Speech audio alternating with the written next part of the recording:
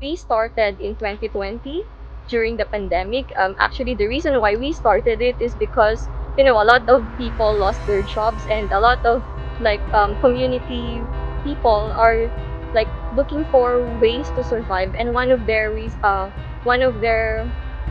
source is like getting the eggs, and then they're gonna sell it. They're gonna poach it and sell it.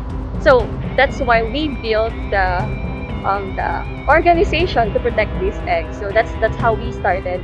We um actually want to like not only protect their nesting site but also their habitat. This year, I think more than 25,000 eggs. We gathered more than 25,000 eggs, and then we released 94% of it hatch, and then released it to the wild.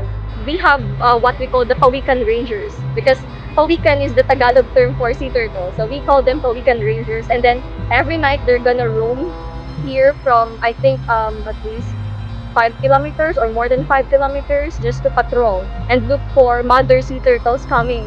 And then what they're going to do is that they're not going to disturb the mother sea turtles. They're gonna wait for the mother sea turtles to like lay its egg, and then after that they're gonna get the eggs and then transfer it to our hatchery. The eggs will be like more or less 100 per mother sea turtle, and then they're gonna transfer it to our hatchery. Then after some 6 to 8 weeks, the eggs will hatch, and then the little sea turtles will emerge.